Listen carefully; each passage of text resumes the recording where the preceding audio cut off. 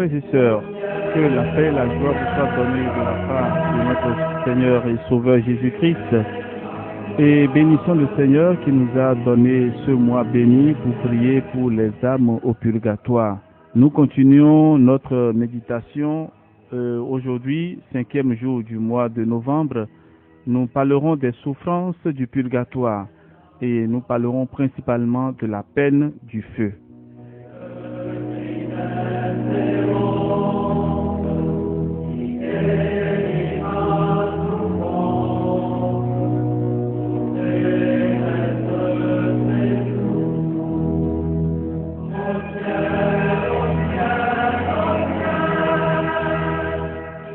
Un feu véritable.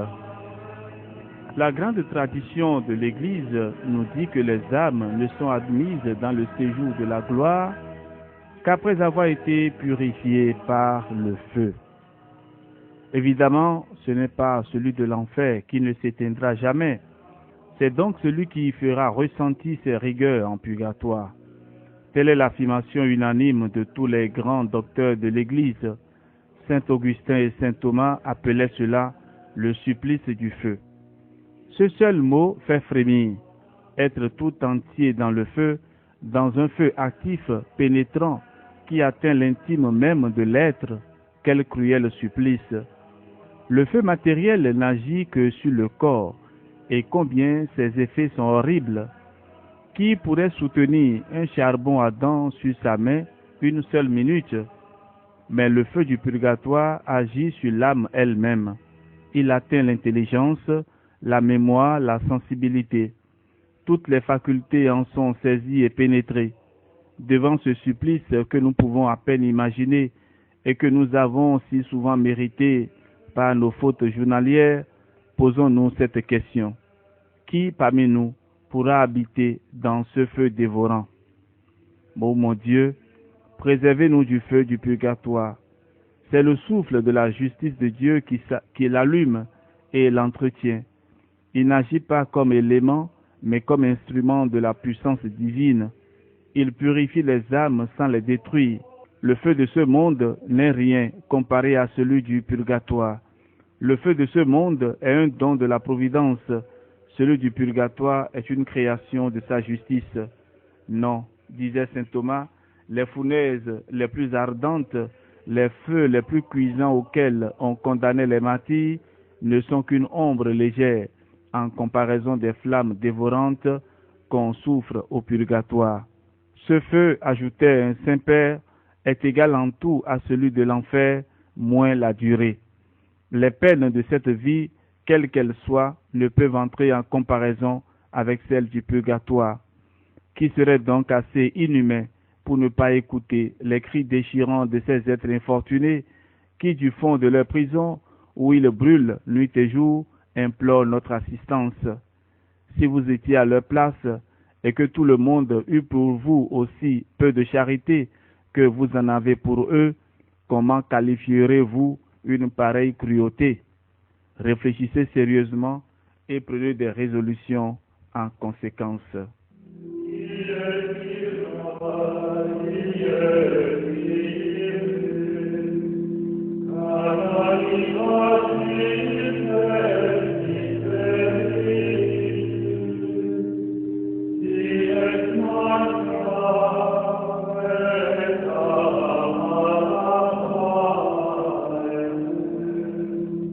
À présent, frères et sœurs, nous allons donner quelques exemples.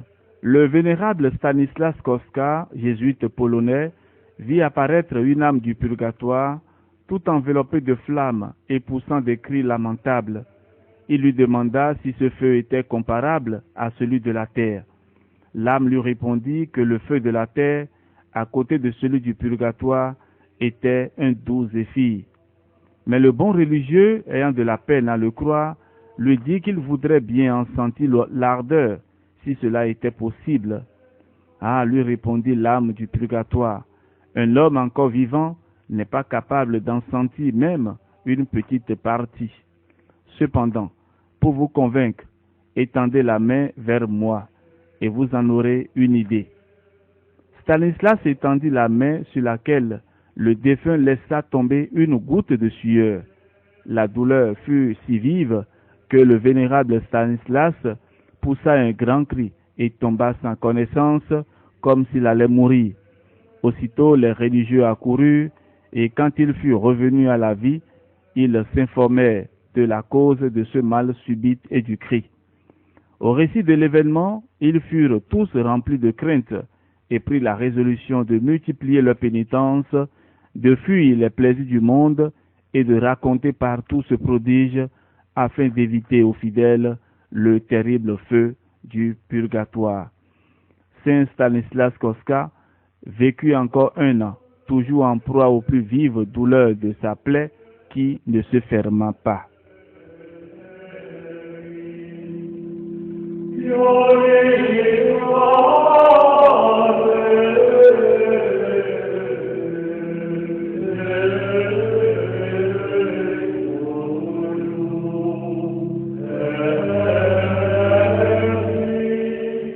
Le père Ferdinand de Castille rapporte cet autre fait qui se réalisa dans le couvent Saint-Dominique à Zamora en Espagne.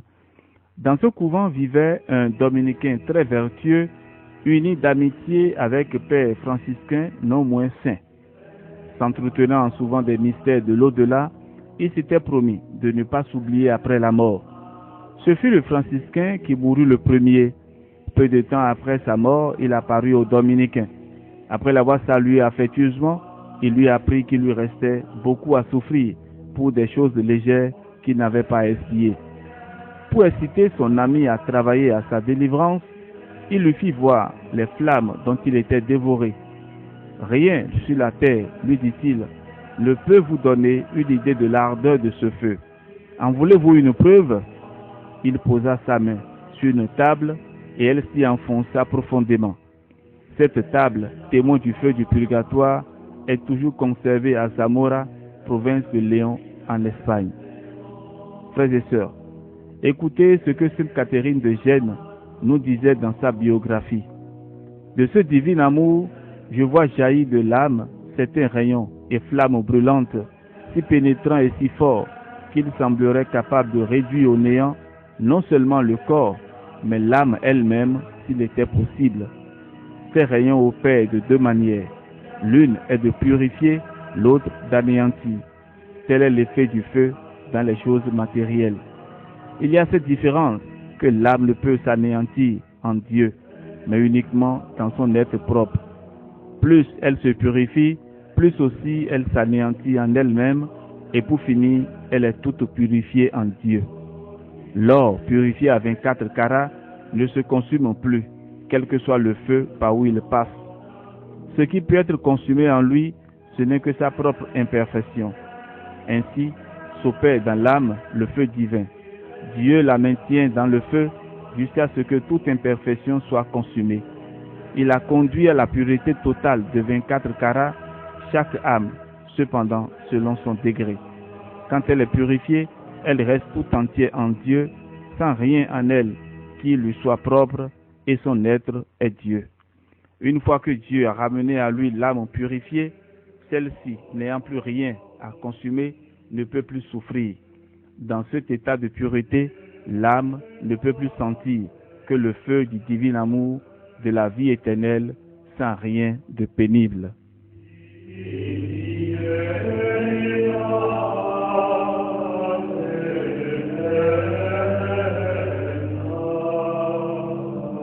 Nous allons élever à présent vers Dieu cette prière. Ô mon Dieu, combien je redoute votre feu divin quand je me rappelle ma vie sensuelle, mes innombrables péchés, le peu que j'ai fait pour vous. Ayez pitié de moi, Seigneur, mais ayez aussi pitié des âmes de mes frères qui m'ont précédé dans l'éternité et qui sont maintenant sous l'empire de votre justice. Ô Jésus, soyez leur propice et placez-les près de vous au séjour de la gloire, et qu'ils reposent en paix. Amen.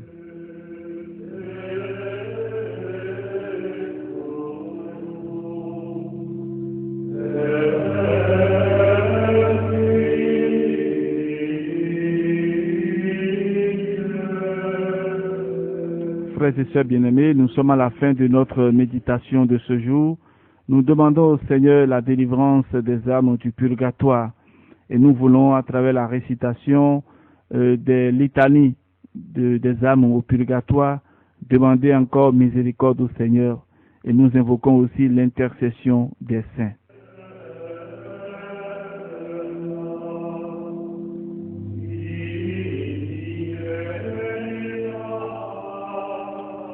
Litanie pour les âmes du purgatoire. Seigneur, ayez pitié de nous. Jésus-Christ, ayez pitié de nous. Seigneur, ayez pitié de nous. Jésus-Christ, écoutez-nous. Jésus-Christ, exaucez-nous. Père céleste qui êtes Dieu, ayez pitié des âmes du purgatoire. Fils rédempteur du monde qui êtes Dieu, ayez pitié des âmes du purgatoire. Esprit Saint qui êtes Dieu, ayez pitié des âmes du purgatoire. Trinité Sainte qui est un seul Dieu, ayez pitié des âmes du purgatoire. Sainte Marie, priez pour les âmes du purgatoire. Sainte Mère de Dieu, priez pour les âmes du purgatoire. Sainte Vierge des Vierges, priez pour les âmes du purgatoire. Saint Michel, priez pour les âmes du purgatoire. Tous les anges et les archanges, priez pour les âmes du purgatoire. Tous les cœurs des esprits bienheureux, priez pour les âmes du purgatoire. Tous les saints patriarches et prophètes, priez pour les âmes du purgatoire. Saint Jean-Baptiste, priez pour les âmes du purgatoire. Saint Joseph, priez pour les âmes du purgatoire. Saint Pierre, priez pour les âmes du purgatoire. Saint Jean, priez pour les âmes du purgatoire. Tous les saints apôtres et évangélistes, priez pour les âmes du purgatoire. Saint Étienne, priez pour les âmes du purgatoire. Saint Laurent, priez pour les âmes du purgatoire. Tous les saints martyrs, priez pour les âmes du purgatoire. Saint Grégoire, priez pour les âmes du purgatoire. Saint Ambroise, priez pour les âmes du purgatoire.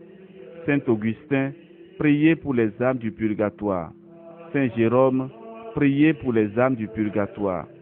Tous les saints pontifes et confesseurs, priez pour les âmes du purgatoire. Tous les saints docteurs, priez pour les âmes du purgatoire. Tous les saints prêtres et lévites, priez pour les âmes du purgatoire. Tous les saints moines et ermites, priez pour les âmes du purgatoire. Sainte Marie-Madeleine, priez pour les âmes du purgatoire. Sainte Catherine, priez pour les âmes du purgatoire. Sainte Barbe, priez pour les âmes du purgatoire. Toutes les saintes vierges et veuves, priez pour les âmes du purgatoire. Tous les saints de Dieu, priez pour les âmes du purgatoire. Soyez leurs propices, pardonnez-leur, Seigneur. Soyez leurs propices, exaucez-nous, Seigneur. De tout mal, délivrez-les, Seigneur. De votre colère, délivrez-les, Seigneur. De la sévérité de votre justice, délivrez-les, Seigneur. Du ver rongeur de la conscience, délivrez-les, Seigneur. Des ténèbres effroyables, délivrez-les, Seigneur. De leurs pleurs et gémissements, délivrez-les, Seigneur. Par votre incarnation, délivrez-les, Seigneur. Par votre sainte nativité, délivrez-les, Seigneur. Par votre nom très doux, délivrez-les, Seigneur. Par votre baptême et votre saint jeûne, délivrez-les, Seigneur. Par votre profonde humilité, délivrez-les, Seigneur. Par votre grande obéissance, délivrez-les, Seigneur. Par votre amour infini, délivrez-les, Seigneur. Par vos angoisses et vos souffrances, délivrez-les, Seigneur. Par votre sueur de sang, délivrez-les, Seigneur. Par vos liens et vos chaînes, délivrez-les, Seigneur. Par votre couronne d'épines, délivrez-les, Seigneur. Par vos très saintes plaies, délivrez-les, Seigneur. Par votre croix et votre passion, délivrez-les, Seigneur. Par votre mort ignominieuse, délivrez-les, Seigneur. Par votre sainte résurrection, délivrez-les, Seigneur. Par votre admirable ascension, délivrez-les, Seigneur. Par l'avènement du Saint-Esprit consolateur, délivrez-les, Seigneur. Tout pécheur que nous sommes, nous vous en prions, écoutez-nous. Vous qui avez pardonné à la pécheresse et exaucé le bon larron, nous vous en prions, écoutez-nous, Seigneur. Vous qui avez sauvé par votre grâce, nous vous en prions, écoutez-nous, Seigneur. Qu'il vous plaise de délivrer nos parents, amis et bienfaiteurs des flammes expiatrices, nous vous en prions, écoutez-nous, Seigneur. Qu'il vous plaise de délivrer tous les fidèles trépassés de leurs souffrances, nous vous en prions, écoutez-nous, Seigneur. Qu'il vous plaise de prendre en pitié ceux qui n'ont point en ce monde d'intercesseurs particuliers, nous vous en prions, écoutez-nous, Seigneur. Qu'il vous plaise de faire grâce à tous et de les délivrer de leurs peines, nous vous en prions, écoutez-nous, Seigneur. Qu'il vous plaise d'exaucer leurs désirs, nous vous en prions, écoutez-nous, Seigneur. Qu'il vous plaise de les admettre au ciel parmi les élus, nous vous en prions, écoutez-nous, Seigneur. Agneau de Dieu qui effacez les péchés du monde, donnez-leur le repos éternel. Agneau de Dieu qui effacez les péchés du monde, donnez-leur le repos éternel. Agneau de Dieu qui effacez les péchés du monde, donnez-leur le repos éternel. Jésus-Christ, écoutez-nous. Jésus-Christ, exaucez-nous. Seigneur, écoutez ma prière et que ma supplication parvienne jusqu'à vous.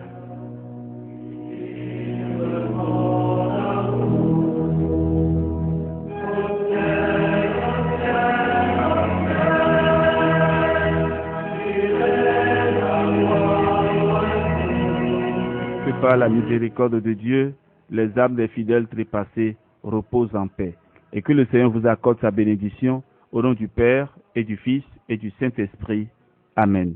Et du Fils et du Saint-Esprit. Amen. Et du Fils et du Saint-Esprit.